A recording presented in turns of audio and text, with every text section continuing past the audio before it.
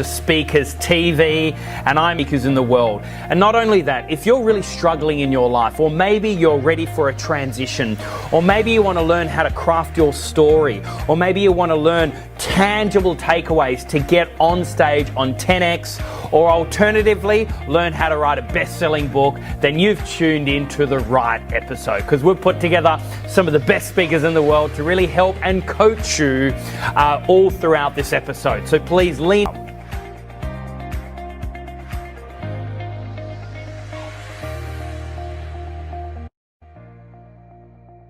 Put this back to there.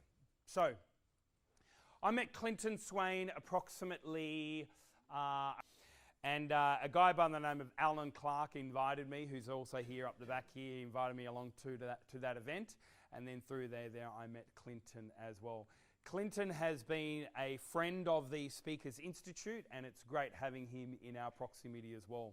One thing I love about Clinton, not only has he got years and years and years of experience in the field of gamification and experiential learning, but really he's developed hours and hours, days and days of content around gamification. He has a number of events that he runs as well, and I know that you guys are going to be absolute blessed by this international speaker who travels all over the world, does these games. He has over 300 games in his repertoire, and I know you guys are going to be absolutely blessed through him. So ladies and gentlemen, please welcome to the stage, Clinton Swaine. Got a short amount of time, and I've got so much to cover. What do I mean by that? Well, if I start teaching my normal content on day one, I can teach for 106 days straight without duplicating any of my content. I create these incredible big-scale games that enable people to interact and learn and grow. That's half of what I do. The other half of what I do is to do stage training and work with people to dramatically elevate their ability to be on stage. So this morning's section is going to be very different than any other normal event where you come along and sit in rows. We're going to put all chairs to the side. We're going to get you getting up, moving around, and actually doing the stagecraft up on here. So I'm going to lay the foundation first of some of the key things I want you to be able to look at to be on stage. But how many of you would like to be powerful, impactful, and captivating when you're on stage by a show of hands? Thank you. So I'm going to go through as many distinctions as I can very, very quickly in the beginning, and then get experiential and get you up, moving around. Before I do that, let me share a quick story. First of all, how many of you would like to get maximum value from your time today by a show of hands? Thank you. There they were, two boys, Billy and Johnny, and they dreamed their whole life of going to Disneyland. Finally, the day arrives. Parents buy the tickets, drop the boys off at the gates of Disneyland. The boys walk through into Main Street, USA. Now Johnny, he's looking to get driven around. No car comes, sits on the nearest park bench. Not Billy, he's so excited to be there. Grabs a map, plans his day around Disneyland. Frontierland, definitely going to go there. Space Mountain, I've always wanted to go to Space Mountain. Runs through the park, gets in line for Space Mountain. Finally, it's his turn. Click. Click, click, click, click, click, click, click.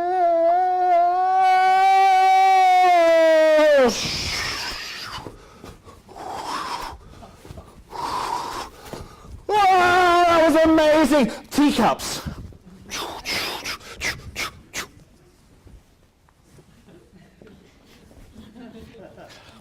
Indiana Jones.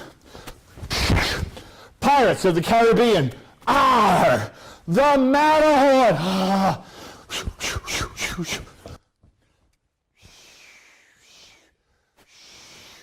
After all that, he was so tired, he went and bought a drink and got in line for Splash Mountain.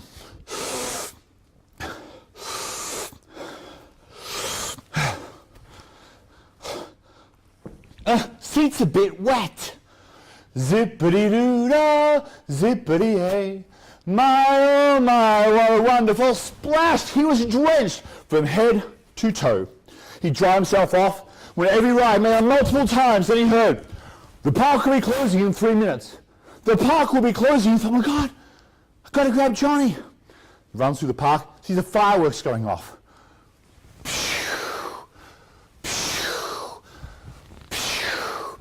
Grabs his brother, goes and meets the parents. Boys, how was Disneyland? Johnny goes, I hated it. It's horrible, worst day of my life. Billy goes, I loved it. It was incredible. It was the best day of my life. The lesson is this.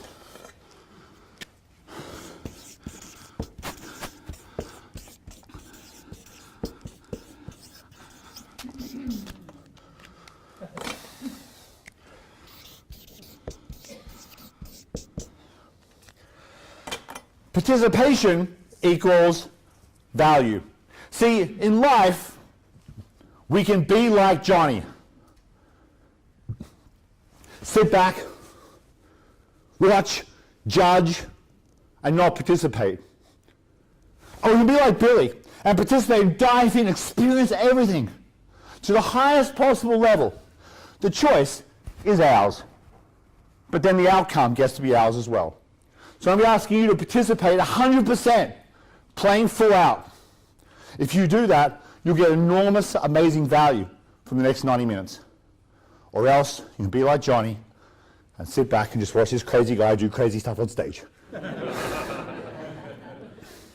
Now, let's put that aside for a moment. I want to share this. What the hell did I just do? What the hell was all that? Story show. It was a story. Not one of you was looking down, just watching your eyes the entire time. But you can't take your eyes off that level of storytelling. Because you don't want to miss anything. Because you know, if you look down for one moment, I'm on the other side of the stage doing something, you're like, oh, what did I miss? How do you captivate an audience? I did that in India. 3,200 people in the audience. I'm actually a gymnast. So as part of it, when I did this roller coaster, I went here and then went backwards and did backflips across the stage. And then I did a running tumble pass. Now, in India, they weren't expecting this old white guy to come along and be doing backflips on stage, right? So they're like, so I get to hear this part here. Click, click, click, click, click, click, click. And I deliberately held it for an extra 2 to 3 seconds. Click! And everyone goes, how do you have that ability to have the audience, holding the audience at that level? It's not easy, but it's a skill. And anyone can be taught how to do it. Anyone. So I'm going to give you as many distinctions as I can in the beginning, then we get a couple of you up here and work with you and take you very quickly from where you are to get you some distinctions to get you up to being a world-class speaker. Okay, first one.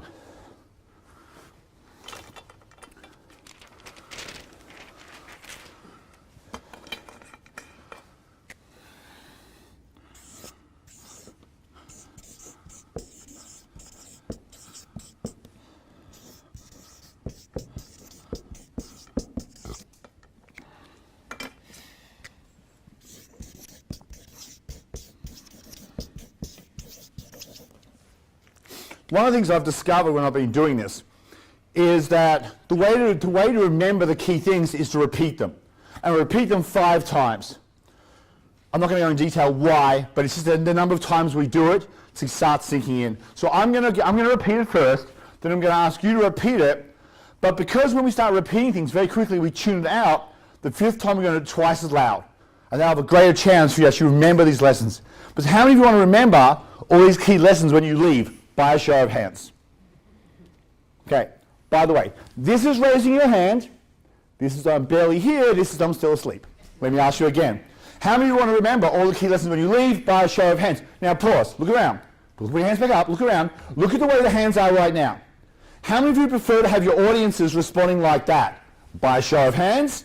Yeah, that's how we'd like our audience to be. Why? When they take photos of us, and you have that sort of response from your audience, versus this.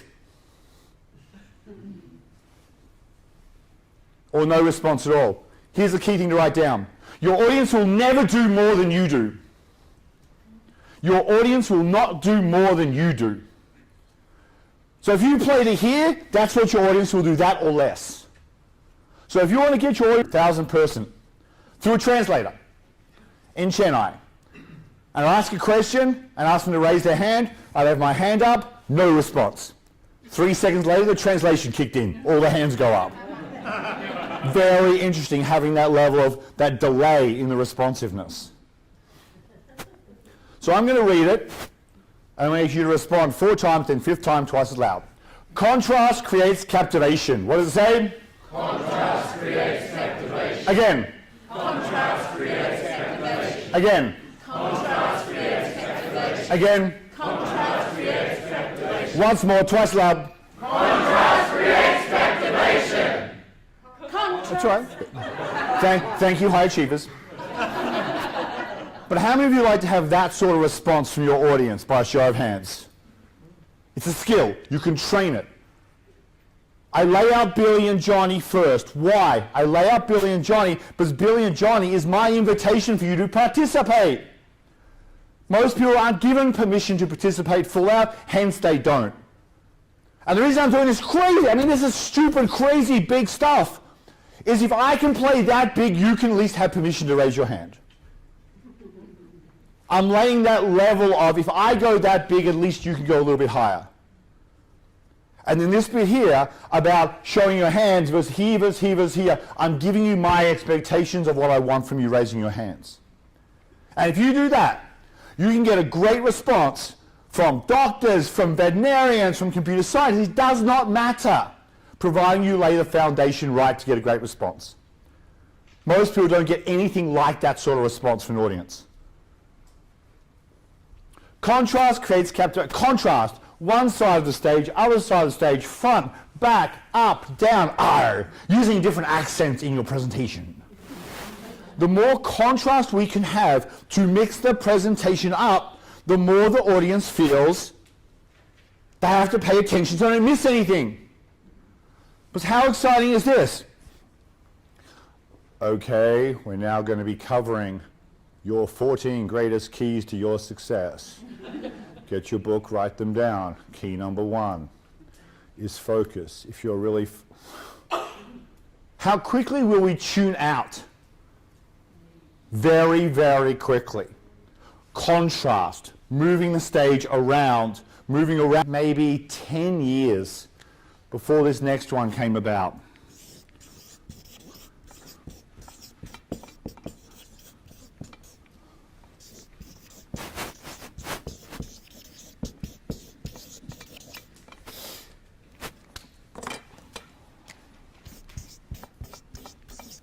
Consistency kills captivation. What does it say?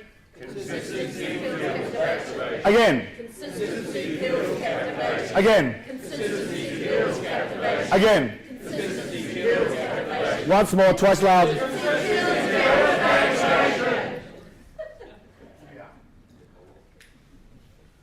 And so energetically that felt awkward because some people were out of sync and rushing it down the front. But consistency, anything that's done consistently, you'll start to lose captivation of your audience. Whether it's standing in one spot only, using a monotone voice. My friend of mine was watching the movie Marvel, Civil War. And he said, you know what, the movie was boring. I said, what? It was an incredible superhero movie. He goes, no, because it was action the entire time. And what I realized is even something which is huge budget, Hollywood movie, if it's the same thing every single time, you lose that contrast, you lose that captivation. They'd be like me going, okay, what I'm going to share with you is this amazing big... It won't be very long before you want to tune it out. Because it's the same the whole time. It's like too much of the same thing. Consistency kills captivation. Next one.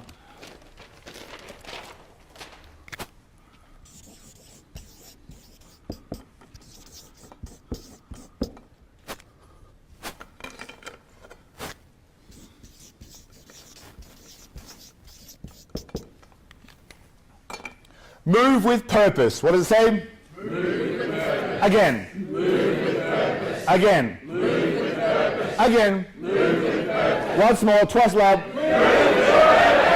We want to move, but we only ever move with purpose on the stage. I'm not sure you've ever seen speakers pace back and forth, and you want to strangle them. I want to strangle them. Most people I know want to strangle them. Here's why. We have to interpret any movement on the stage for meaning. We are constantly observing, looking for meaning to us. And if they are pacing, we're asking, are they moving for a reason? But they're not. And you know they're not, but you have to keep asking them, are they moving for a reason? And it gets very, very frustrating watching someone pace back and forth. It is better to strip out pacing and stand still, because at least they don't have to deal with all this meaningless information to process out. Our goal is to communicate with clarity and leave impact. Okay, next one.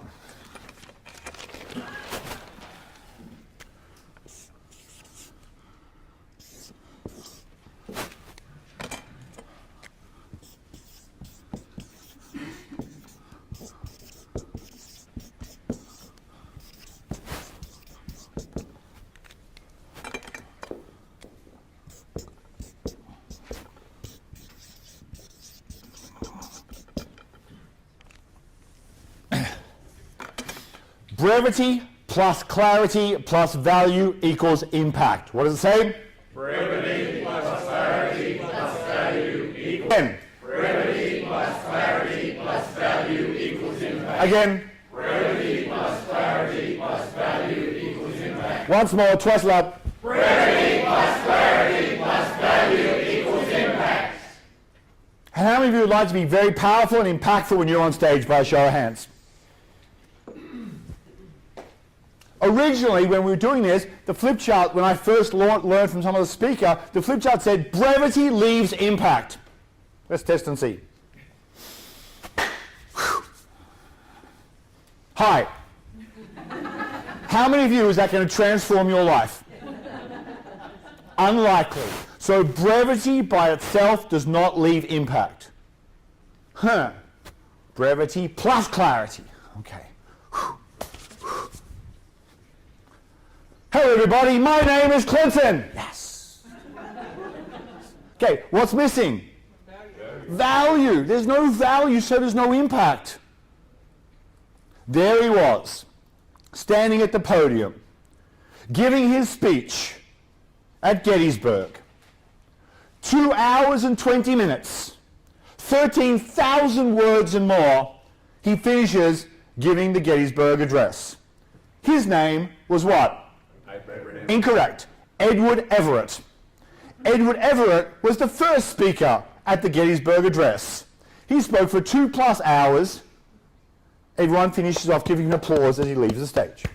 Abraham Lincoln then came to the stage and what is now known as the Gettysburg Address.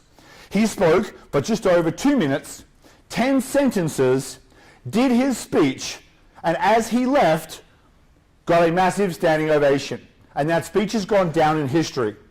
Now, I live in America, so most American schools have children remember and recite Abraham Lincoln's Gettysburg Address. How many children do you think have ever remembered Edward Everett's speech? Come on, Johnny, 13,000 words, you have to remember it all and deliver it.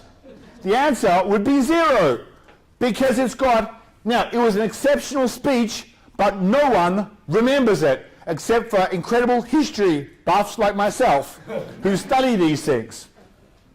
He had clarity. He was an excellent orator. He had value. The response from the newspapers was enormous about what he said, but he did not have brevity, so no one cared. But it just kept going on and on and on. 2 hours. Brevity plus clarity plus value equals impact. Often I'll have my students on stage and they'll be up here and they'll be sharing and then I'll say, if you could finish up in 10 words or less, what would it be? And in 10 words, they summarize their presentation with far more impact than the previous 4 minutes on stage. So So what I'm going to do is work with a couple of you up on stage and start giving you a whole lot of techniques to improve your presentation very rapidly. Now, Henry, where are you? I worked with you earlier. What was your experience of that short time I worked with you? Changing, absolutely. If you're familiar with hi-fi, there's a concept called dynamic range. So you've got this much on a small speaker, but after I've been with Clinton, it just grew and grew exponentially. It was amazing. So I'm only going to have a short amount of time to work with you, but who would like to be absolutely amazing on stage very, very rapidly? Okay, Nikki, come on up. Okay, please give a hand. Okay, what I'm going to get you to do, now this is going to be interactive coaching. I'm going to be interrupting her constantly, and then at a certain point I'm going to put all the chairs aside, and you're going to do whatever she's working on. So you can experience it versus watch it. Why? Observation is one of the lowest levels of participation. Observation plus note-taking will get you faster. So along with that, in your chair, this is what you should be looking at right now.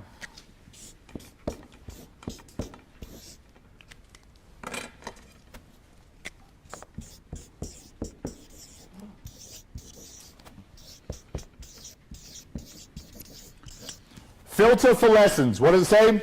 Filter for lessons. Again. Filter for lessons. Again. Filter for lessons. Again. Filter for lessons. Once more, twice loud. There will be lots and lots and lots of little distinctions, notes you should be writing down. If you sit here and watch and have no notes at the end of it, you've ripped yourself off of the lessons. You've let those lessons slide by. I'm going to stop regularly and allow you to write them down, but keep writing them down if you see them as well. Okay, have you got part of a presentation you've already delivered before? Yes. Okay, go ahead and give me like a minute of it. Okay. Bribery, corruption, scandal. Okay, pause right there. Sorry, I'm going to interrupt you too quickly. No. Okay, far more vocal tonality coming up. It's got like bam, headline. So you're like a subtext, right? Bribery, corruption. Right? You want to make it bam, grab them. Okay. Right, with pauses in between. Okay. And so the three were what? Bribery, corruption, scandal. Okay, so the way to do it first thing is here's an opportunity to move. Move with purpose. Okay? Great. 3 things, break the stage apart. So come over here. Bribery. Corruption. Scandal.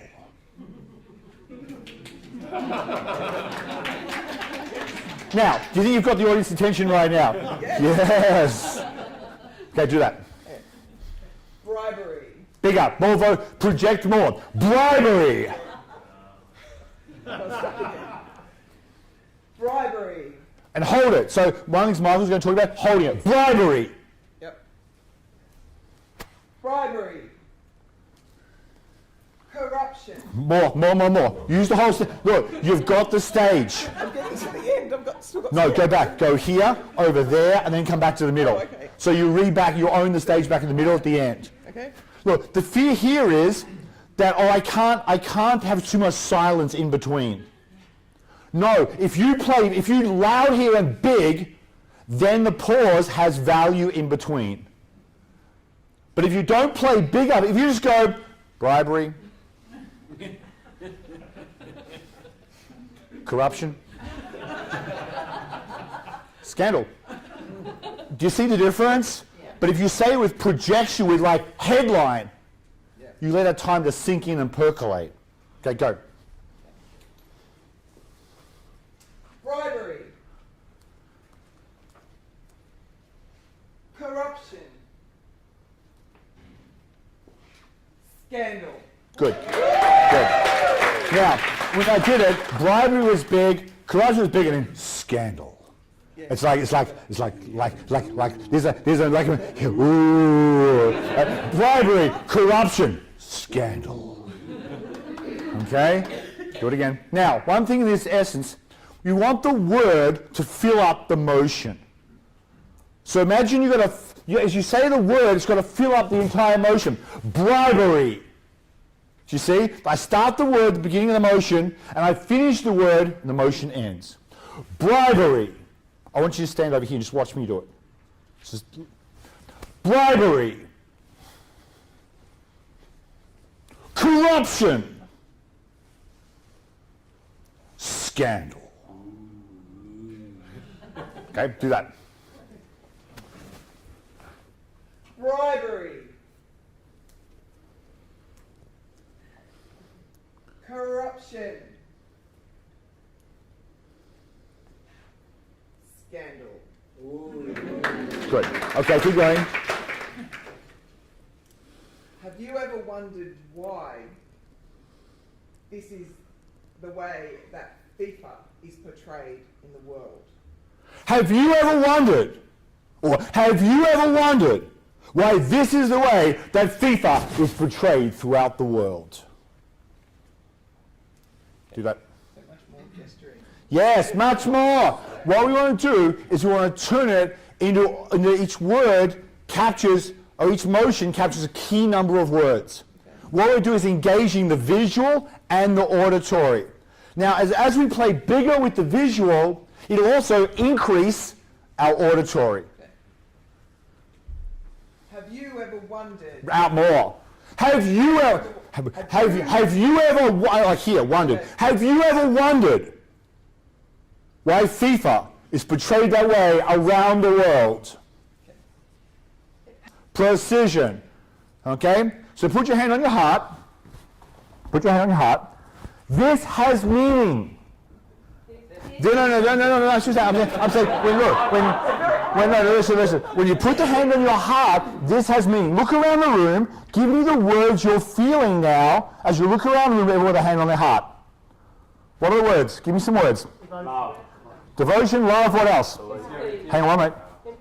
Empathy, caring, passion, pride, what else? Truth. Okay, so all of those words came up, and all you did was this. That's the power of body language. All those words came up in your audience's mind, and all you did was this. So when you hit the motion correctly, you convey the correct meaning. Okay? Well, tell me the meaning of this. Nothing! There is no meaning. This has no meaning. Right? So if you do this, instead of this, your audience is like, huh? What? Huh? What about this one? I'm hungry. So if you end up going, look, I really want to love you. No, their first thought is hungry. So the power of body language, when it's congruent and aligned with your message, it amplifies the message. When it's incongruent, it becomes a distraction, and it actually makes it more complex for your audience to understand it. Okay? So reach out here more. From here, clarity, right to here. Have you ever wondered why FIFA has that reputation around the world? Okay, go. Have you ever Reach out. You're reaching out to them. Not just back here. Have you, like out here? Right, like an appeal. Yes, absolutely. Have you ever wondered why FIFA is portrayed like that around the world? Now, for around the world, when I do world, I'm going to go this way with one hand, because this is more like a rainbow. Alright? If you ask people what motion, if I turn the volume off and I do that motion, a lot of people are going to be like, dream, rainbow, unicorns, right? Whereas that is going to be far more interpreted as world. Okay? Great. Okay. Have you ever wondered why FIFA is portrayed like that around the world? Good. Now, imagine you've got a line down here, and your hand has to go along that line, which means you can't have it leaning forward or back. It's got to be completely along that way. Okay. Just do that one motion. Okay. Around the world. Better. A little bit. So what you're doing is actually going up and then towards the back. Okay. Imagine the lines here around the world. And when you do it, the word world should start around the world and end. The world. You're still going back. You're going an angle like this. A line's down the front. So up here, so you're actually going to end up out here, not back here. Around the world. Good. Now, thumb in.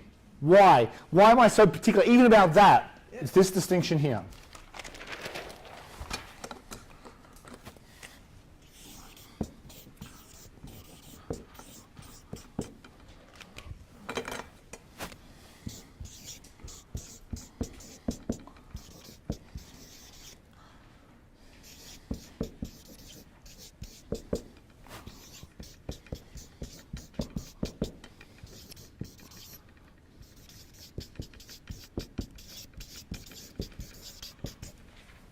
Grace is the absence of the unnecessary. What does it say? Grace is the absence of the unnecessary. Again. Grace is the absence of the unnecessary. Again. Grace is the absence of the unnecessary. Again. Grace is the absence of the unnecessary. Once more, twice loud. Grace is the absence of the unnecessary. So therefore, we want to strip away anything but the purest essence of the communication. And if we do that, we'll have far more impact than adding in meaningless bits. And even the bit about where the hand is, if the thumb's in there, okay, do it again. Around the world. Good. Now do the whole thing. From the beginning? Yep. Okay.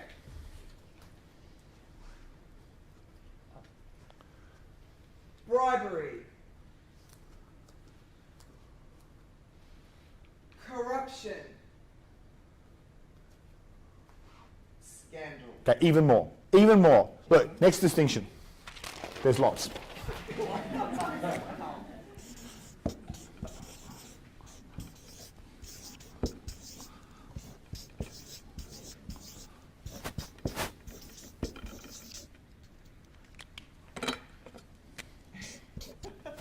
Aim to go too far. What does it say? Aim to go too far. Again. Aim to go too far. Again. Aim to go too far. Again. Aim to go too far. Once more, twice loud. Aim to go too far. Well, we have a fear sometimes on stage that we can be too big. You can't be too big.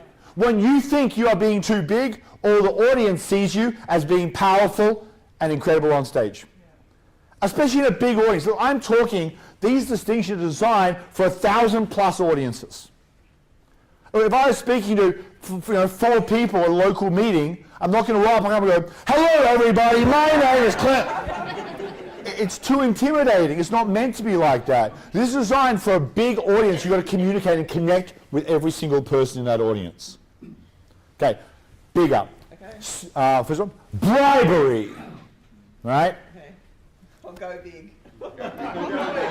Go to your job, Nikki, is for me to say, calm down, Nikki, calm down. Now, in the entire history of doing this, we've only had to do that twice. One of them was my guy who runs my fog machine. We were doing our military assault course, and he's had the fog machine going so long, when we came in, we couldn't actually find our own feet.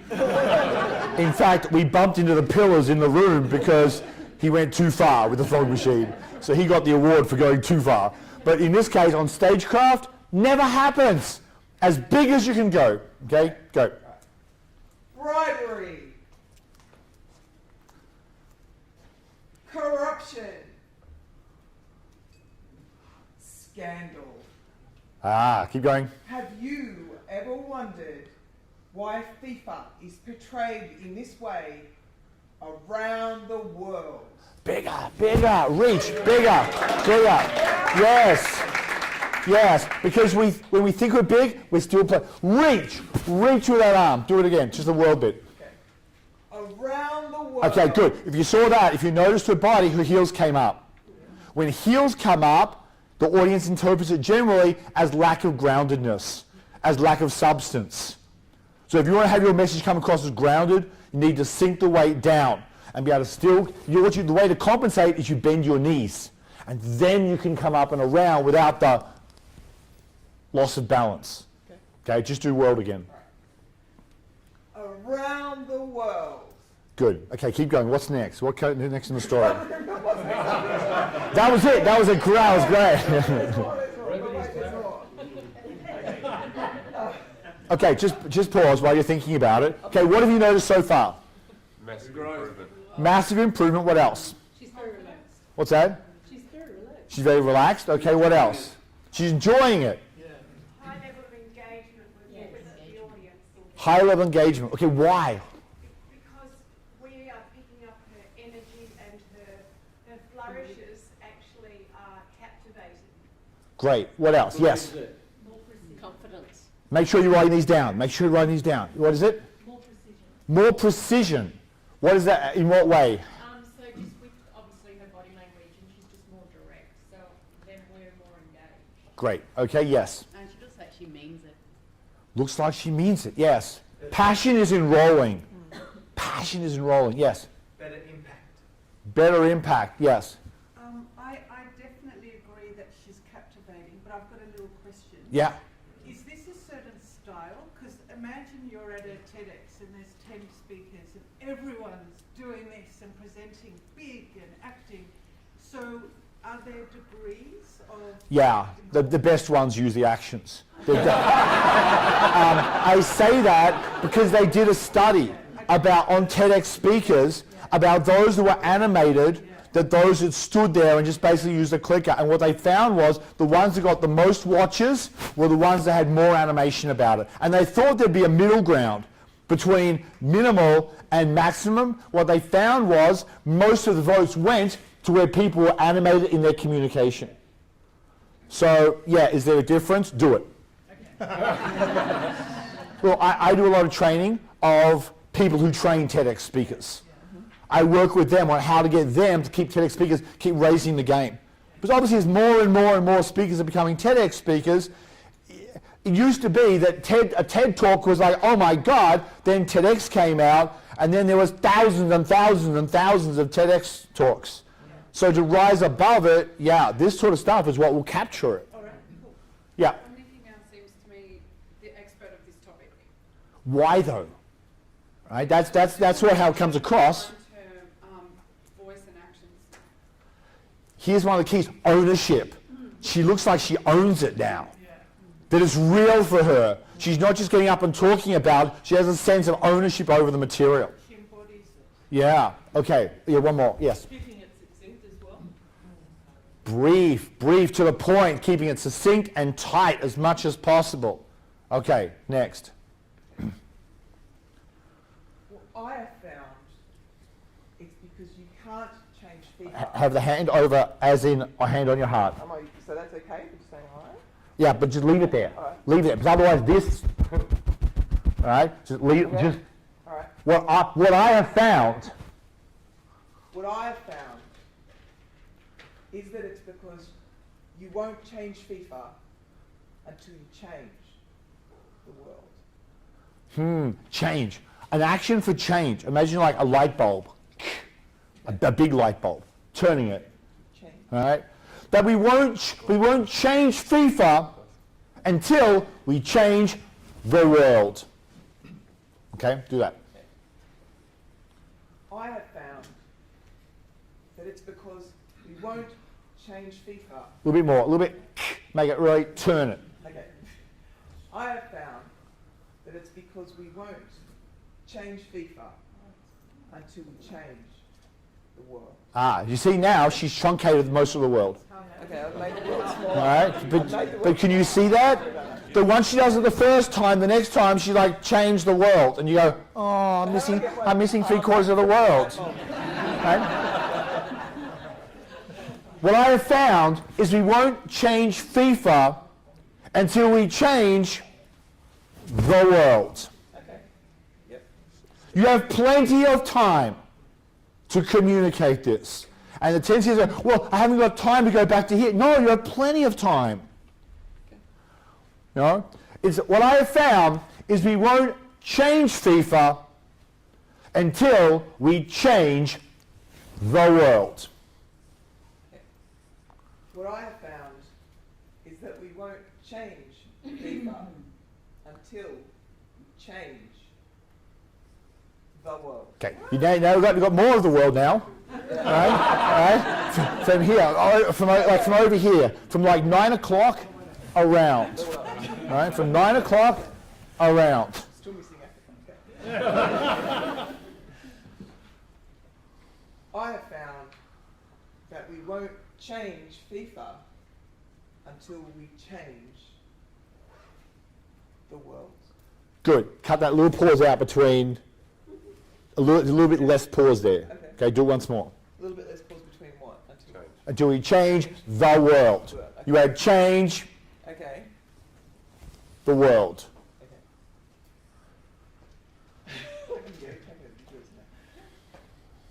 I have found that we won't change FIFA until we change the world. Okay, more projection, okay? What I have found is we will not change FIFA until we change the entire world. Well, I don't want to say the entire world. Okay? We'll change the world. This bit over here. Okay? This bit here, you don't get to go, sorry. We change the world. That matters. Once more. But I have found that we won't change FIFA until we change the world. Good. Now do the whole thing once more. And then they're going to do it. From the beginning? Yeah, they're going to do it. They're going to do it directly after you. Okay, cool. Bribery. Corruption. Scandal. Have you ever wondered why this is the way FIFA is portrayed around the world? I have found that we won't change FIFA until we change the world. Great. Okay. I was speaking at a conference one time with a whole lot of other speakers, and I got up there and I did Billy and Johnny in front of them all, and I was told I was too powerful on stage. Now, I'm going to tell you, I will accept the fact that I'm too powerful on stage. And they were all top-level, world-class speakers. All right? So that's, and their feedback for me was really like insignificant little bits compared to the whole thing. So for this, if you're unleashing your power, let it out. Let it out. Who else? Anyone else want to share about what you noticed about getting up and doing it versus watching it as well? Yes?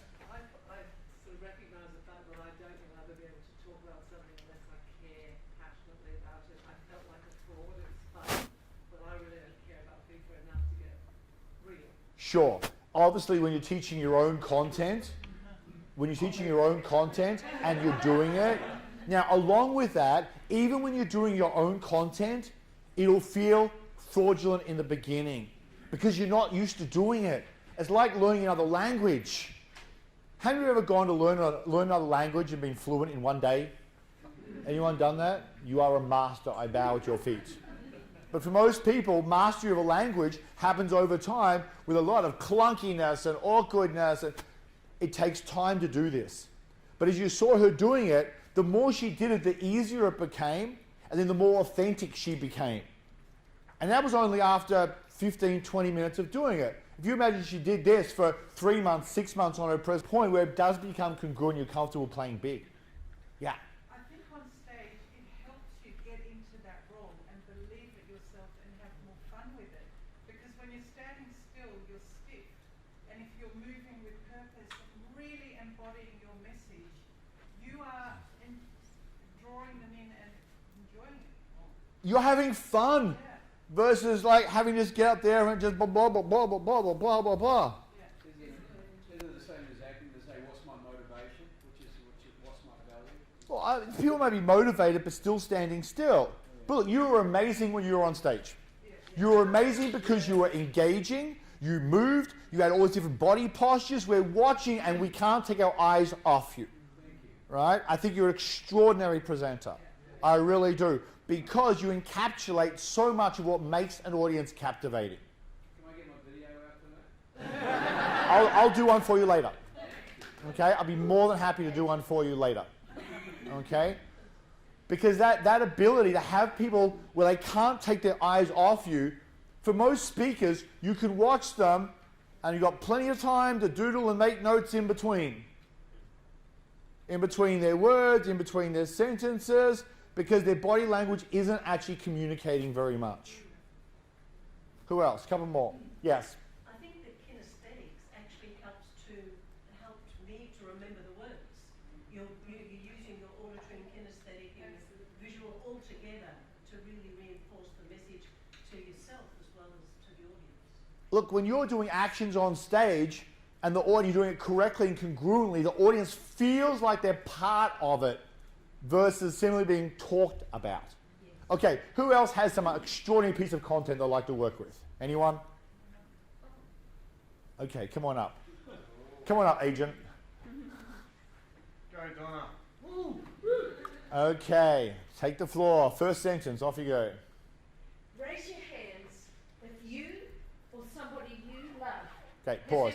When you're doing it, you're actually leaning your head towards it.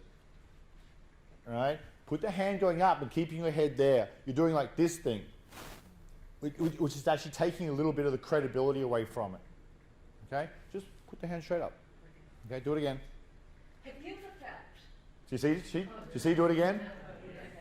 All right? Look, lots and lots of tiny... It takes me half an hour with one of my top students to do 2 sentences. If they're doing like a speech for Toastmasters, top level, it's that level of detail. Tiny little distinctions. Okay, do it again. Raise your hands if you or somebody you Now pause. When you're getting the audience to raise their hands, right? They raise your hands if blah, blah, blah, blah, blah, blah, blah, blah, blah, blah. The raising the hand should come at the end of the sentence. Dun, dun, dun, dun, dun, by a show of hands. And then you put your hand up and they do it at the same time. Otherwise, raise your hands if you've ever had the situation where you've done, the hand is, there's no point in raising your hand in the first place. But they're not raising their hands. So again, we want to strip out everything that's not the most critical in the communication. Okay, do it again. Have you ever felt bullied by a show of hands? Now, is that better? Yeah. Yes. Huge difference. And yet it's just minor adjustments. If you also notice the way she softened her voice, that wouldn't work with corruption. Bribery. Okay, keep going. Have you ever felt bullied by a raise of hands? Okay, bullied, then raise a hand. So bullied, then raise the hand. All right, do it again. Now I'm hearing, have been bullied by raise your hand. Have you ever felt bullied? Good. That's all right. That's all right. Do it again. Have you ever felt bullied by a raise of hands? Research tells us that 1 in 4... Pause. Okay, what an waste of an opportunity. Look, any space above our shoulders is gold. Absolute gold. We want it up. Why? 1 out of 4. Not 1 out of 4. Right? You want 1 out of 4. Snap, snap, snap, snap, snap, snap, snap. This is when you have great shots of you in front of a huge audience and you're on stage powerfully like this. Oh, that's great shot. Versus this. I mean, is this what you want them to have photos of you? No. So you might as well go up to here and play big. What it also does, it opens up the shoulders, gets you to project stronger. Do you know that 1 out of 4, okay, show me that. Research tells us that 1 out of 4 children are bullied every day in Australian schools. Do you know that 1 out of 4 children are bullied every single day? Do that. Research tells us that 1 in 4 children are bullied every Okay, single what? day. Good. Hand motions, like this. Every single day. Did you know that research tells us that 1 out of 4 children are bullied every single day? Research. It's a document. It's fact. Right? As soon as I show that, ooh, there must be some substance behind it. Research. Research shows us that 1 out of 4.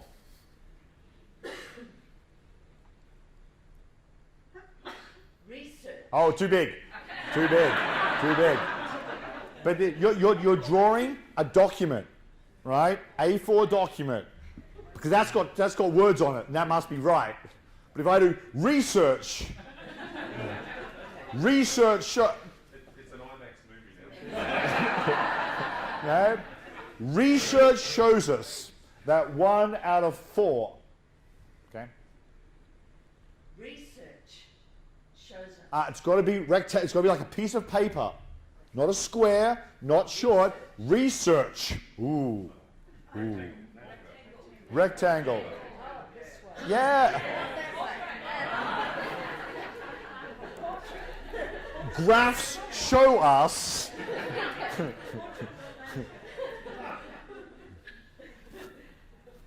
Research tells us that 1 out of 4 children are bullied every single day. Every single day. And it's the pauses in between them that drive it home. And almost a voice going monotone, like they're numbed out. Right? 1 out of 4 children are bullied every single, yeah. Rather than it. So I don't know what motion there is for bullying. I wouldn't need one right now, but I'd not have bullied as the motion. 1 out of 4 children are bullied every single day. Research tells us that 1 out of 4 children are bullied every single day. Good. I want you to get your hand out here more, right? Like your elbow out more every single day. Otherwise, in here. Research tells us that 1 in 4 children are bullied every single day. Good. Give us like one more sentence after that, and then we'll get everyone else to do it as well.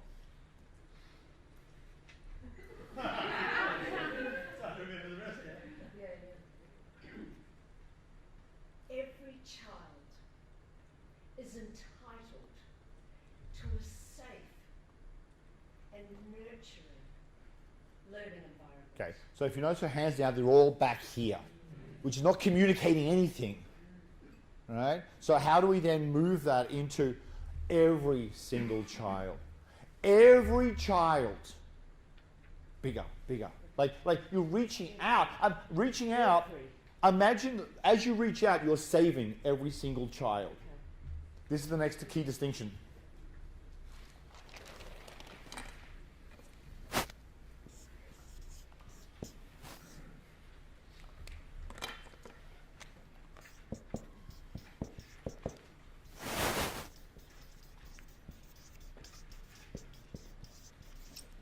Be the communication. What does it say?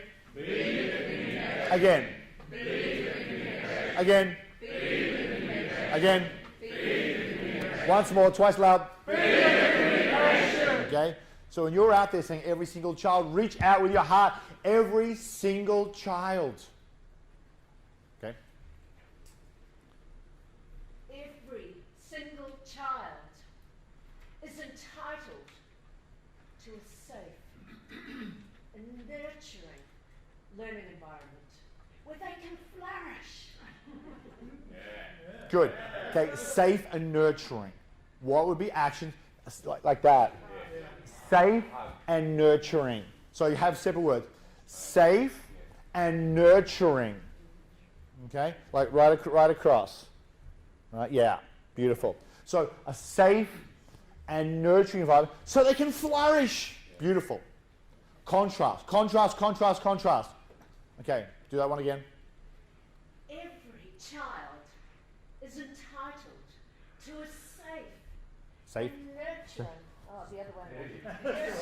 Safe, nurturing. Yep. Okay. Every child is entitled to a safe and nurturing learning environment where they can flourish.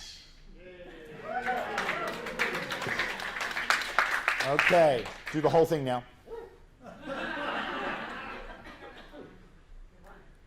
You got this, Donna.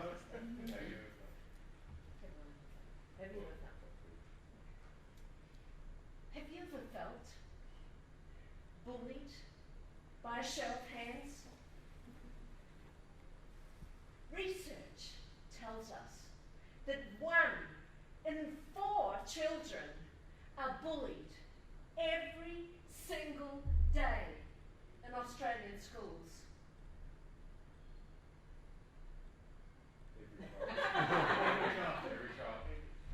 Every child is entitled to a safe and nurturing learning environment where they can flourish.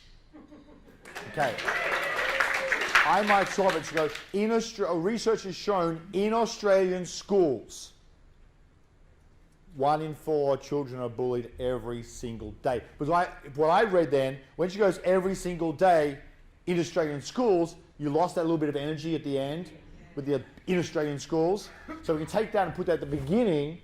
Research shows in Australian schools, 1 in 4 children are bullied every single day. And that's what this is about. This is about testing, tweaking, changing, testing, testing, testing, testing. Okay, do it once more with everything, and then they're going to do it.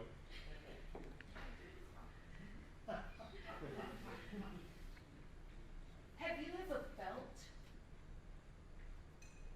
bullied by a show of hands? Research tells us that 1 in 4 children. Research in Australian schools has showed us. So get the Australian schools up early.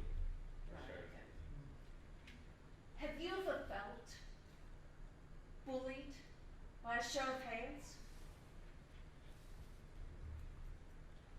Research tells us that 1 in 4 children in Australian schools are bullied every single day. Every child is entitled to a safe and nurturing learning environment where they can flourish. Beautiful. Okay. So, what did you notice?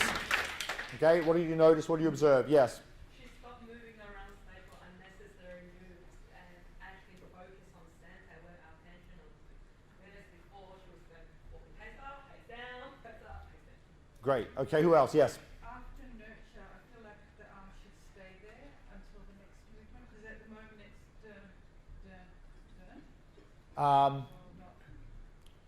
Nurturing, learning, and you could test and see. Nurturing, test both for yourself. Test both. Nurturing, learning environment so they can flourish. Test both. Okay, who else? A couple more. Yes. It just feels more passionate. Like, and I know some of your passion, but it's showing a lot more. It's channeled because what it is, the actions now magnify the passion coming through with clarity. Versus having a lot of passion about a topic, but having no clarity is like, it's energetic, but it's cloudy. Now what's doing that clarity is cutting through it all. Nikki. Much more inclusive in the use of the children, because immediately we're doing this, you're talking about before you weren't talking about our children, it felt much more disconnected from me. So, but I still think that you've got to somehow change the show of hands, because it still sounds like what Monica said at the front. Have you ever been bullied by a show of hands? That's how it reads to me. It's more direct, just raise your hand. Longer pause. A longer pause. How many of you have ever been bullied by a show of hands? Okay, it's layers. You start getting the physical movements, the big physical movements, then the small ones, then the tonality, you start layering it on until it starts. Then people go, oh, you're a natural. Right? You're a natural. No, just heavily drilled. Right? What else? Yes? Yeah, because all the emotions are amplifying the message out with clarity. What did you notice about that for you? The last one was a lot more authentic. Yeah. The more you do it, the more authentic you're getting, because you're actually fully being the expression versus simply saying the communication. Yeah. What else? Just really stripping it back, like you were saying, to get that detail, so then you have that real conviction and, like, you know, just takes all that clunkiness. Yeah. I love her. Well, Single. my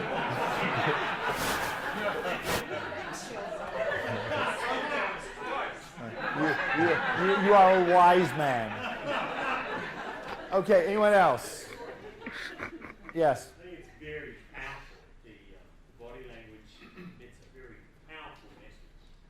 It's like on stage when people are doing like a hip hop dance or even a haka. When she's saying nurture, I just want to cry for all this. Because I feel the emotion through the actions. Yes. Just got a question. How do you take it to a long presentation though? Because that's just very much the start of drawing people in. Do you continue with that action all the way through? Yeah, you need a lot more energy to be able to present this way, but you have far greater impact. And if your goal is to have a high level of impact, then you need to condition yourself to be able to do that. We do a lot of stuff with rock stars, where our students get to get up on stage and perform as athletes. You don't realize how good of a physical shape they've got to be on stage performing at that level of high energy for a 2-hour concert. Is there a formula to how many words you should accent in a sentence? Great question. You do not need to do an action for every single word. What you might do is find 3 or 4 words that come together with one good action that covers all of that. But you've got to look at it all and go, okay, what's going to be most impactful? You know, maybe the word bullied isn't the word to do in that case. Maybe you're telling another part of the story where being bullied is the word to do. So you've got to go through it all and look at the text and then mark up the text about what action would go where.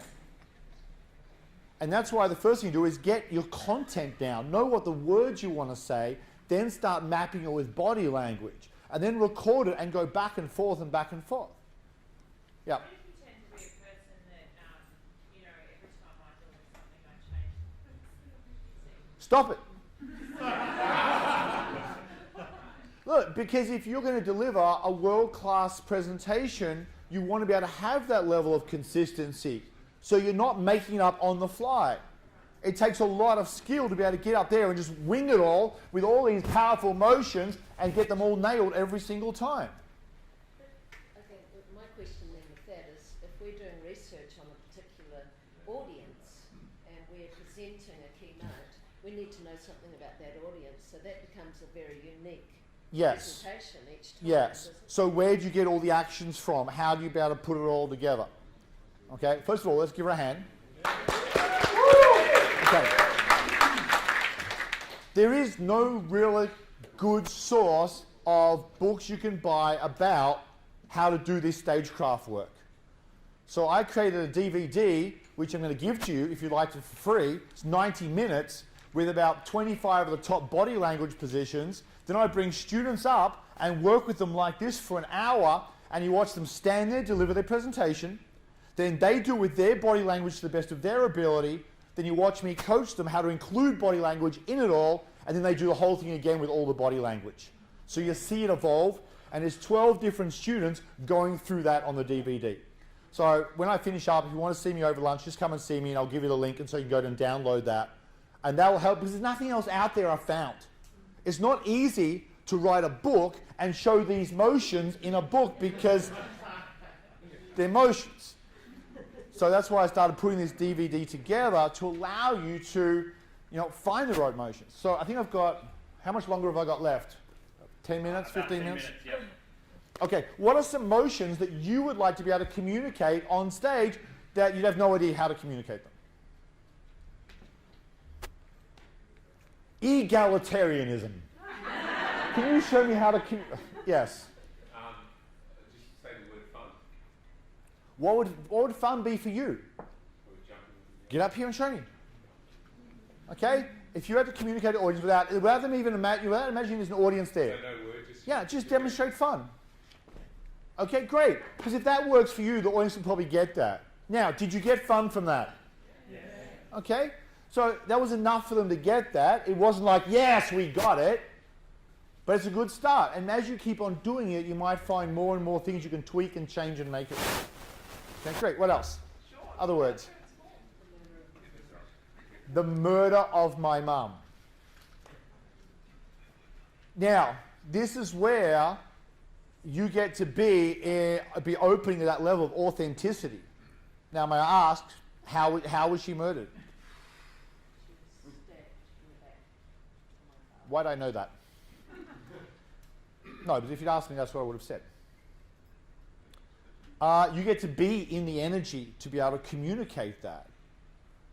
And so from there, it may just be, you don't even have to say it. You can simply communicate it by doing it on stage. Now, you've got to decide how far you go with it, right? It depends. Maybe you only have to show, This is the teenagers. Yes. I wouldn't. I wouldn't make it different. They're going to know exactly what's real. I'm going to suggest I would play full out of everything. For me. And you're going to hear vastly different techniques between the way Michael's going to communicate things, the way I'm going to communicate things. I'm looking at doing it to be as clearful and impactful of the message so the audience gets it energetically. But maybe you want to go and just describe it of what happened over there and separate it. So yeah, I can show you that in more detail later on. What else? Yes?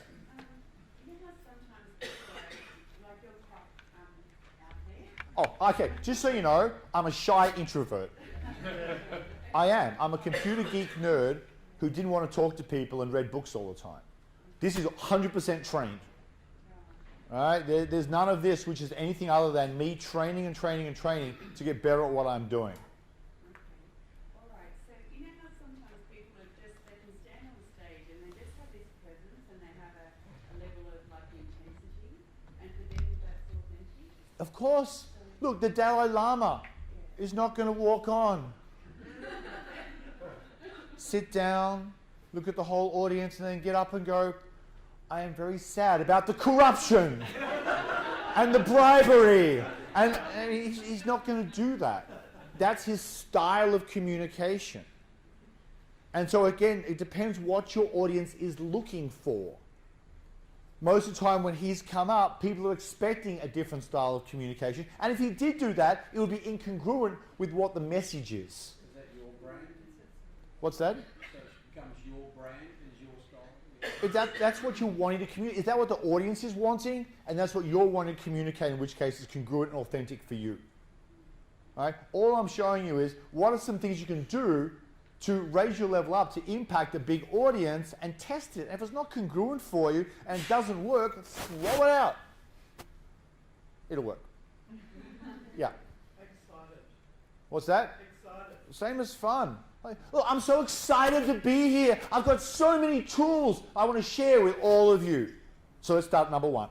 The first, okay, next one. Yeah. Taking on responsibility, but in a negative Look, so many times in life we take on and take on and take on responsibilities that feel like a burden. Yep. Swapping Avo Smash for dry toast. Swapping. What?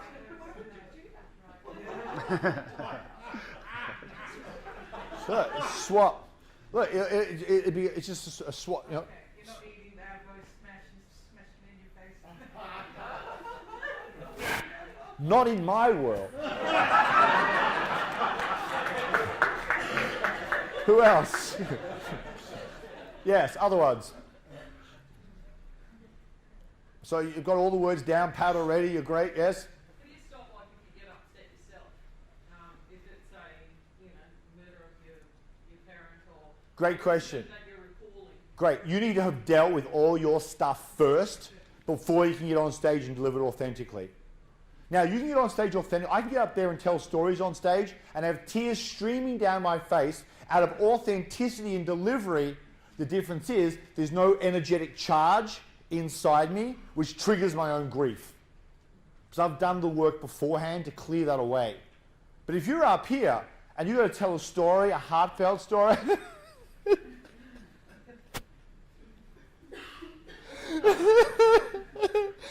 Right? If you're doing that and you're busy grieving while you're telling your story, you're not ready to tell the story yet. I would suggest do more work on it, deal with the grief, and help clear that off so you can get up here and be powerful and authentic and share the story with the emotions but without the heavy grief attached to it. Does that make sense to you? No. Yes? Getting out of your comfort zone. Look, for many people, they have the edge of their comfort zone. And many people, they get close to it, they look over it, they lean against it, they want to break through, but just imagine a wall. Just make it as physical as you can. Great, who else? Yes, change.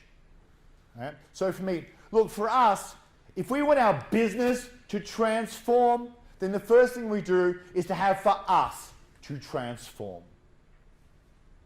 What else? Yes? Lies. Lies. Right? In what context? Okay, you're having to deal with lies that have been told. Do you want to describe the lies that you've heard or have forced on you? Right? So something like chaos and mess. Right? It may be that you have to deal with all the lies and deceit that is coming your way. You need to be able to clear that off to be able to move forward powerfully. Transition, as in life transition? Transition. Right? Some of them become, it's like, oh, duh, that seems so easy. Until you have to do it yourself and you forget. Yeah.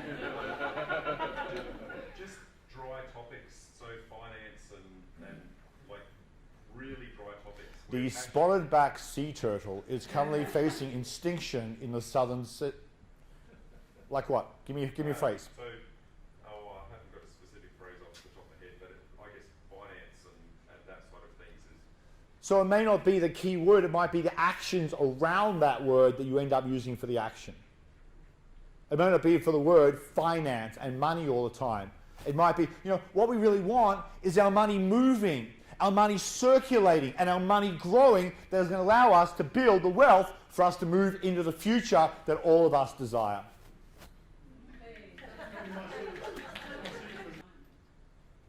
Protecting our natural environment. What does that mean to you?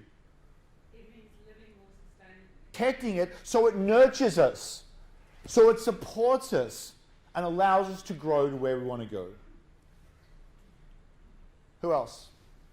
Yeah. What parts to ignore? Look, there are times in life we have issues that are coming up, and sometimes the best thing we can do is simply to ignore them and walk on. Yep, next. Yep. Revolutionary. Look, maybe some of you have a revolutionary idea that's going to transform the industry and disrupt everything that's gone on before. If that's you, then come and sing. Okay, next. Yep. How do you define these financial terms like equity, debt, P ratio, Look, you may not need to define those terms in body language, but it's how you want to deal with it. Look, my goal is to make sure that all my clients are investing into the right investments. And as they take those investments and place them in secure, protected environments, it's going to allow that to grow.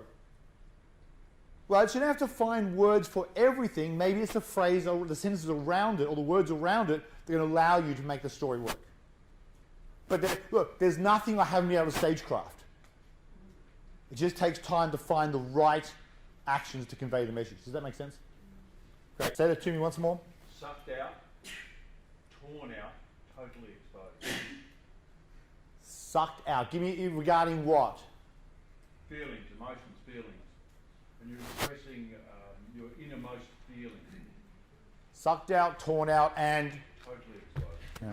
So sometimes we may have the emotions inside of us being sucked out, torn out of us, and we're totally exposed. Something like that.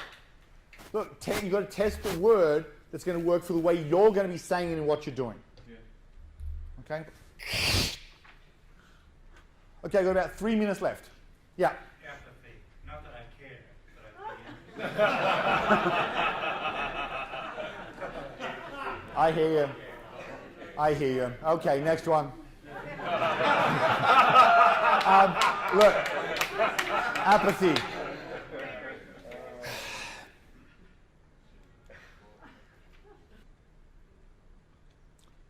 We really just don't care. And then what's worse than that is you don't even care. You don't care. So how do you escape that? How do you escape that position that's holding you back from reaching your greatness? Two more. Yep. Choices. Telling people that they're making choices that are actively deciding their potential. There are times in life where you're going to face choices. And these choices will determine your destiny. And you've got to decide which choice do you take. They both may seem great choices.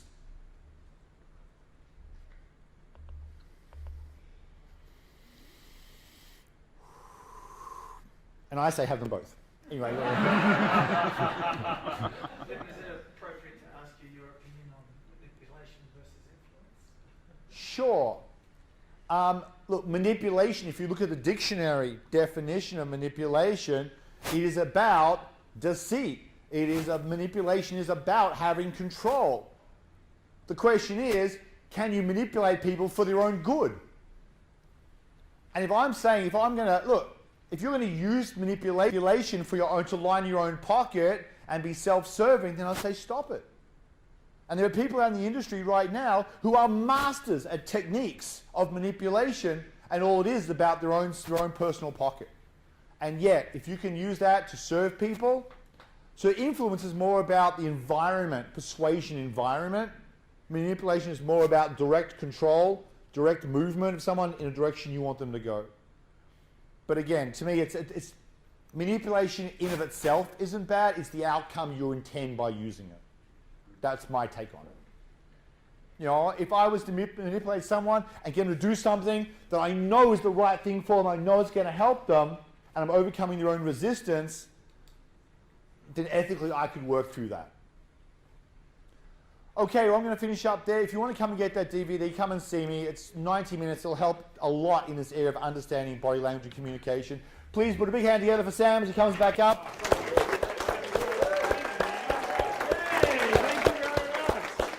Thank you.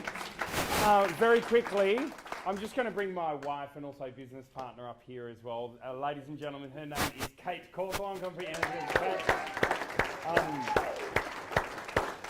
Clinton, on behalf of Speakers Institute and also Speakers Tribe, we wanted to thank you so much. For those people that don't know, Clinton, he does fly all over the world. He only just touched down a couple of days ago from US, Tokyo, and then US, Tokyo, Kuala Lumpur to here. To here, and then obviously you've been with us for the last 3 days. Clinton, you really are a master at your craft. We feel really honoured to be, for for you to be in our community and in our proximity. So thank you so much. Here's just a very, very small gift of our appreciation. Ladies and gentlemen, this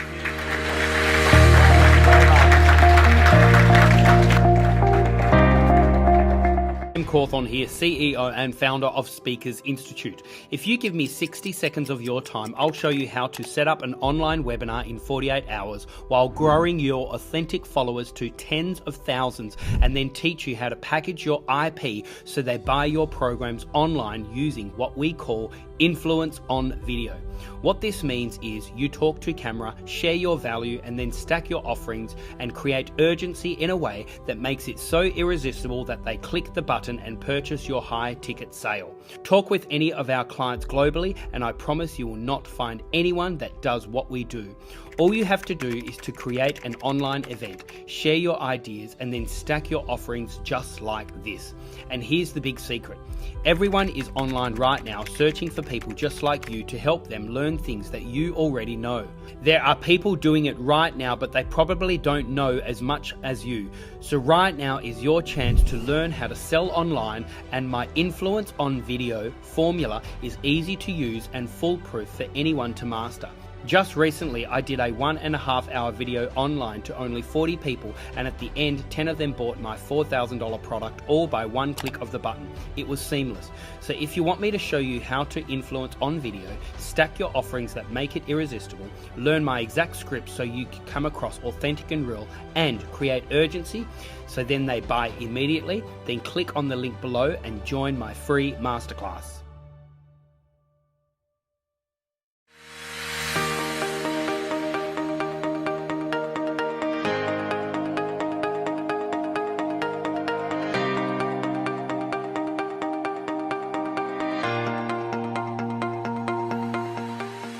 To firstly acknowledge you, Sam. Thank you so much for instituting the Speakers Institute, and all of the lovely people who've attended today. I think they've done I think you'll all go very far.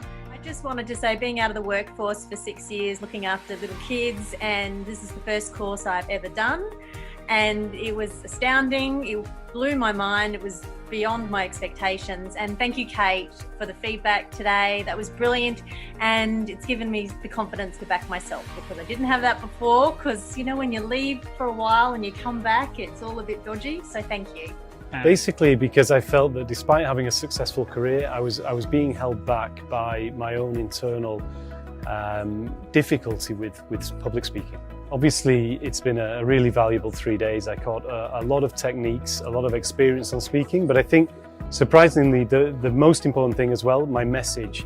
I really nailed down what my message is to take out there into the world. I think the process was useful. I think it helped me really clean up and clarify my story, and I think that should go a long way to take me to where I want to.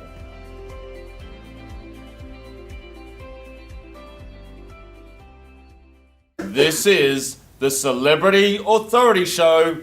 Please welcome your host, Sam Cawthorne. Hey! Really excited today. We have Gai O'Dwyer in the studio. Hello, Gai. Thank you for joining us. Hi, Sam. Thanks for having me. Gai, you're our peak performance coach, specifically in mindset recipes. I am. What's a foundation, but particularly for our mind, just to get our optimum, results. Yeah. And I think in most cases, there are many people out there that want to operate at that total, optimum result. I'd like to have a conversation about that a little bit later. Sure. But tell us a little bit more about your story and what led you towards being a coach. So I do come from a sporting background myself. I grew up in a family, pretty competitive family. I'm the youngest of four, three big brothers. We all played a lot of sport. We grew up in a country town, New South Wales, on a dairy farm. It was pretty wild, I've got to say. There was, each brother would have 2 or 3 friends over every day, so it was just a very lively house, and it was, in a country town back then, you either played sport or music. There was one or the other. Which one did you choose? Sport all the way. Of course. Yeah. So for me, growing up in the country, playing sport it was great, you know, in so many ways. It was great for connection, it was great physically, and it is just a beautiful union when you're in a small town like that. Very community based. So what sport did you play? I played hockey. Hockey. And were you good? Yeah, I was, yeah. Definitely loved the game, and I love anything that's very competitive. So, yeah, it was great fun. So then that led towards you now being a peak performance coach, specifically in the area of sport. Is that right? That's right. Yeah. So what led you towards that moment? It was during the time I was doing some training around the unconscious mind, because I sort of travelled back to when I was 16 years old, and I trialled to play for Australia. Yeah. And I had a lot of natural talent, and on the day I remember going to the trial, and I remember absolutely blowing it. And What do you mean by blowing it? It was as if I'd forgotten the game. It was just like my mind just went fuzzy, nerves took over. And so obviously I didn't get selected. Driving me home on a 5-hour drive, and he said, you know, I spoke to the coach today, and she just kept saying, you know, your sister could have made it, but she didn't have any belief. And he just kept firing at me like big brothers do. Why don't you have any belief? Why don't you have any belief? And in my head I was like, I don't know. And I literally didn't know. And although the years passed and, you know, I went into other areas and I did a lot of travel, I'd often go back to that moment and think, what was it? Like, at what moment did I lose belief? So I started training in neuro-linguistic programming, so the language of the mind, and that spoke volumes to me. And all of a sudden I could piece together how you can have belief and lose it very fast. Wow. And so through this curiosity, you started helping other people. Yeah, so I've always been someone that's very self-driven. I've always known what I want to do. So it was during that training, for me, the only place that I was going to go and work with clients was professional athletes. I wanted to work with people that are committed to making change, that are disciplined, that want extraordinary results. And I love sport as well. So I was like, I'm going to love it, and I want to work with people that want to do extraordinary things. So if there is someone out there that wants to get to this place of peak performance, someone out there who wants the recipe, you know, and even utilising some of your own athletes as clients and some of the formulas that you've used for them to get to that top tier level, can you teach us something? Yeah, sure. I think the initial foundation that everyone can do, like we can just tap into this resourcefully within ourselves, and that is to have a conscious awareness. So start to become really aware of our self-talk, what we're saying to ourselves. So how do we do that? So we become mindful of our language. Okay. So you might notice yourself saying, oh, I think I can do it, I don't know, I want to do it, he's better than me, she's better than me, why can't I do it? So it's really harnessing. This is the internal dialogue that everyone has in regards to any performance that we want to go towards. Absolutely. Whether it's work performance, whether it's corporate, whether it's speaking, it's those moments that really solidify for us our result. It starts with the communication of the mind. And you're absolutely right. And then it's how we internalise that information and how we process it. And so is it about then changing those thoughts or that, you know, that language to something else? Absolutely, because our thoughts create our beliefs. Yeah. So we want to make sure that we've got great language to create great thoughts, to have stronger belief. So what's some other language that we could, let's say I'm using I think I can, or, you know, I think I can, or I might be able to. What's some other language that we could use in replace of? Sure. So Sam, what's really great with the unconscious mind, so the unconscious mind is the part of the mind that it's sort of just on autopilot. I don't know if you've ever driven a car anywhere and you've gotten to the destination, you're like... You think, I don't even remember driving that bit. Exactly. Yeah, all the time. Yeah, well, I mean, the unconscious mind is so important. It's delivering us, you know, 90% of our results and our non-results in life. So we really need to take charge of that. And make it more conscious rather than unconscious. So if you're doing a lot of I can, I think, you know, maybe, well, that's what you're going to get. You're going to get a lot of maybe, you're going to get a lot of doubt. You might put one foot in, but generally you'll have one foot out as well. So you want to have a little bit more conviction, like, I can, I will, I know. I am, I know. Yeah, right. And so it's just about changing just certain words in order for us to get better results in a way, yeah? It's a little bit unfamiliar at first because we haven't really been trained to speak with such conviction. So whilst it seems a little bit uncomfortable... The system doesn't teach us That's right. So it may seem a little uncomfortable at first, but that's just unfamiliar language. But once you start to do it, it just becomes a routine, a habit, a ritual. But it is like going to the gym. Like, you're literally training your mind, and it requires effort, discipline, repetition. Have you got any highlights of your career, or as people that you have coached that gone on to achieve and do cool things? Yeah, absolutely. I've been very fortunate to work with some incredible athletes. Recently worked with a surfer, a Brazilian surfer, who came onto the professional surfing scene, which means that you have to be in the top 10 to qualify for that.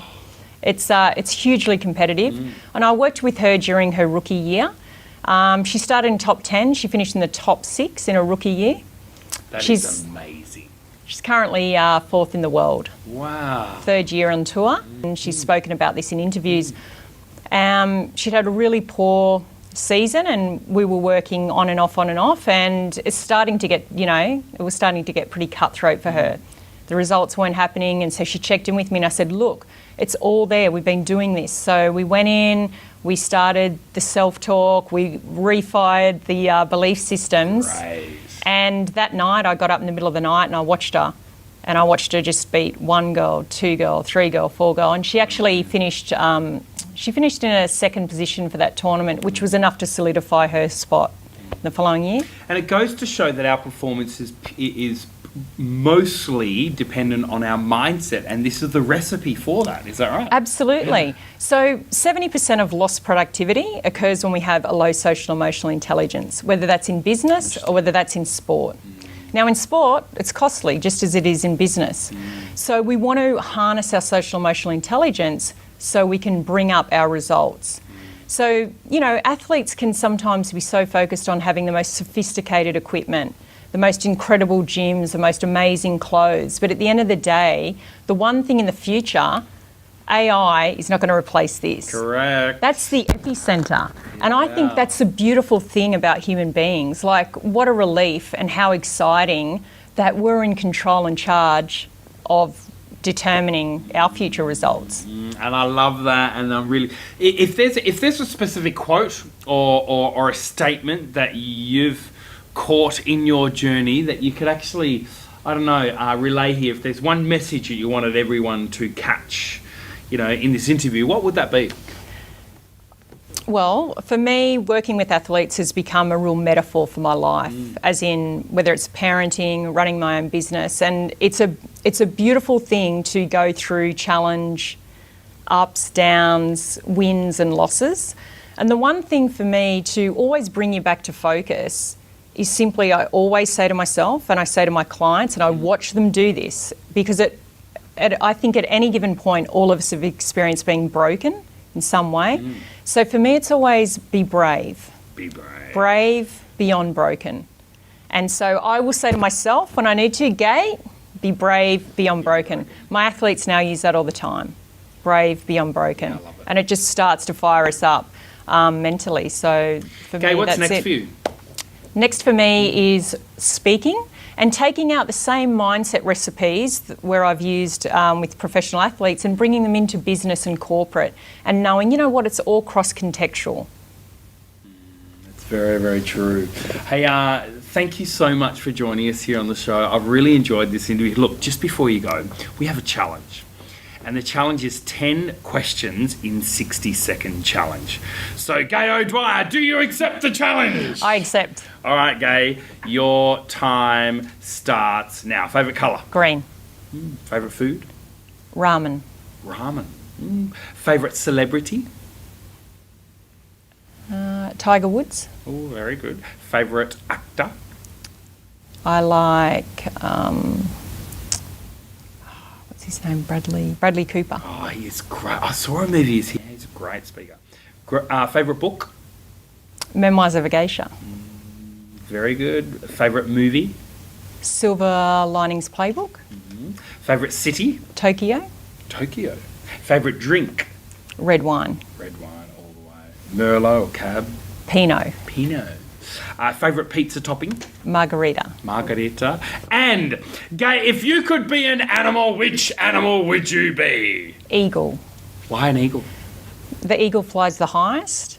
It's graceful, a lot of wisdom, and it's always going to reach the top. Very good. Thank you so much for joining us here on the Celebrity Authority Show. Yay, very good. I developed from being an athlete. I played football, I did arm wrestling, I did cage fighting. And I never even knew of speaking as a profession before the Speakers Institute. The training's been phenomenal. It puts you in such a place of discomfort, but then you become comfortable by the end of it. It's about growth through pressure. My wrestling coach, he was big on being comfortable being uncomfortable. And that's what it's like in the Speakers Institute. You're surrounded with like-minded people, and the proximity of not just the people in the group with you, but the guys that instruct you, the Sams, the Nicks, the Craigs, the whole team is just, they're above and beyond. I just love being there every second of it. Currently, I've spoken up and down the East Coast, and I love doing that. Speaking is now my fighting. That's what I prepare for, that's what I plan for, that's what I train for. I've developed myself miles beyond where I was. I read books now. I never used to read books. In the last 3 weeks, I've finished 4 books, which over the last 13 years, I hadn't read 1 book. So it just changes me as a person inside and out, because it really makes you want to grow. It makes you want to develop and move forward, to be the person you should be.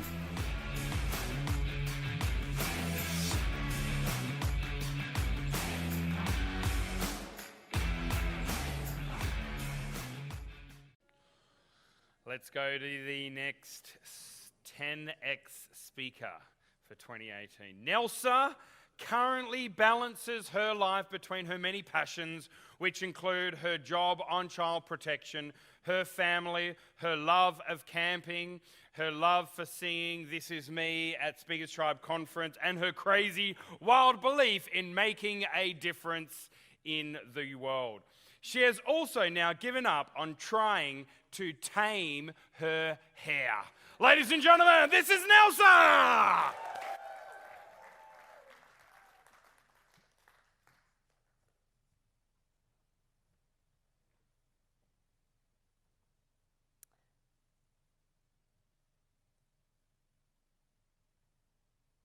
I am Nelsa. I am disrupting the future of mental health with creativity, because this is who I am. Why disrupt mental health? And why with creativity? Because I got to a place in my life where I had to face my own fragile mental health. It was a place where I hit rock bottom, but it was also a place where I found myself. I found that I had a wild creativity inside me that I needed to explore, and that's exactly what I'm doing. I am Nelsa. I am 52 years old. I am the mother of 5 adult children, ages 24 to 32, and I am fiercely proud of them. I have recently retired from 32 years of marriage. And this is part of my retirement package.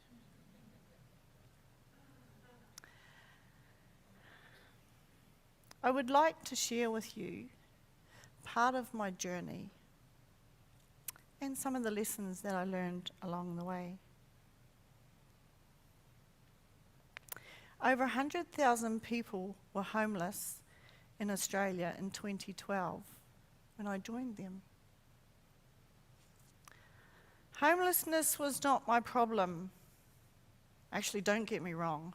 Homelessness is quite a big problem, but surprisingly, it wasn't my biggest problem. It was just a symptom of a much more common problem.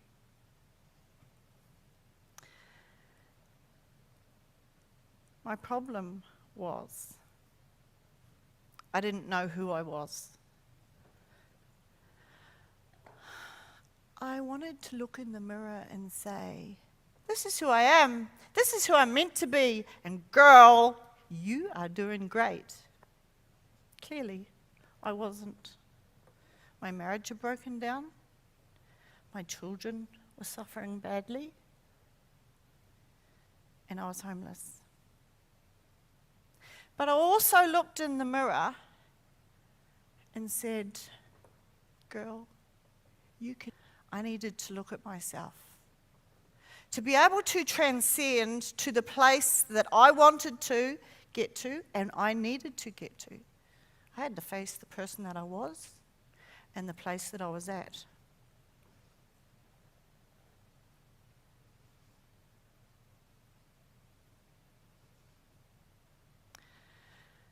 For me to know who I am,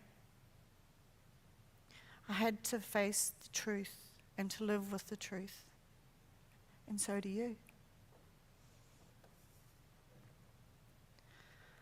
I learned that we are put into families, tribes, and communities. And the reason that we're put into them is so they can support us, that they can speak life into us.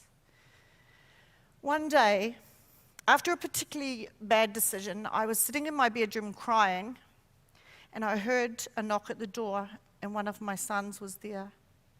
I was sitting in my chair crying, and I didn't want for my children to see me hurt anymore. Because you know what happens? When one person in a family suffers, everyone is affected, but not everyone gets the help that they need. This boy just ignored the fact that I didn't call him into the room. He came into the room, and he was carrying a kitchen chair, and he walked quietly around me. And he sat with his knees close to my knees. And I said, you don't have to be here. And he looked at me, and he said, yes, I do.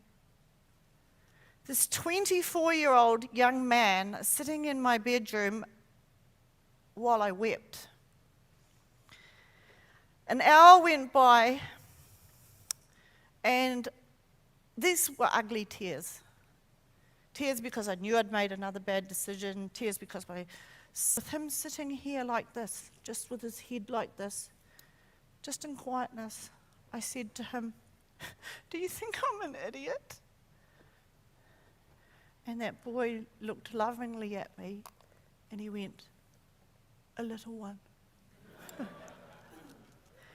I thank God for the people that have spoken into my life. Because the truth was, because of careless choices, my careless choices, my children suffered. Oops, sorry.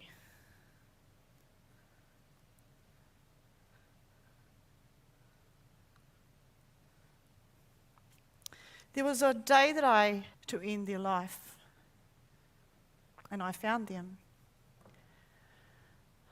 I learned that crisis and trauma happen to everybody. And we've got choices to make when that happens.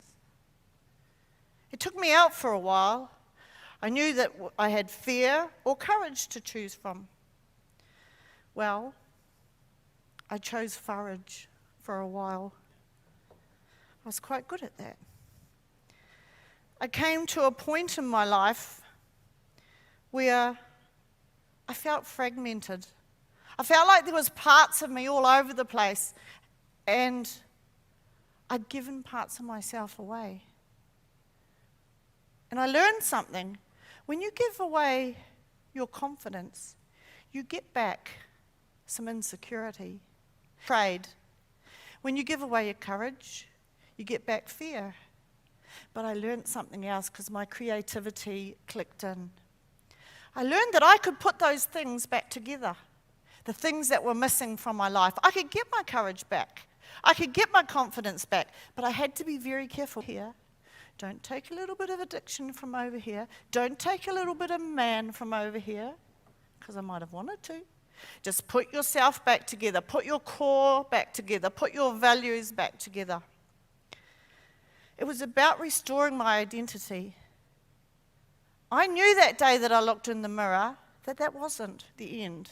It was just the beginning. And we can all put ourselves back together to step into it. I learned that I didn't have to go into a place where trauma was going to lock me down. I could get those things that were inside of me and start creating what I wanted to do in my future. And that's what I did. I wrote a program called This Is Who I Am. I took all the gifts and talents, abilities, values, and strengths that I had inside me, and I developed this program. And I'm using my life to design futures for other people. With God as my rear guard, I am going to change the future of mental health. I am going to disrupt so that people don't naturally just have to turn to addictions to numb themselves. And you too can take the creativity from inside you, the future of mental health with creativity, because this is who I am.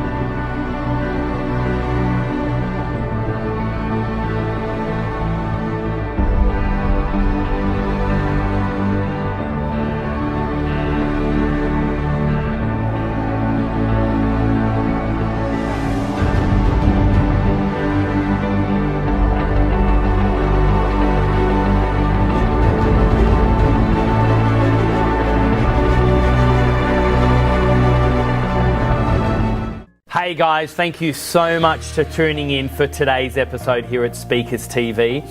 My name is Sam Cawthorne and we are super excited about Speakers TV and about these episodes that we bring to you every single weekday as well as also on every single Saturday. Guys, we'd love to hear from you.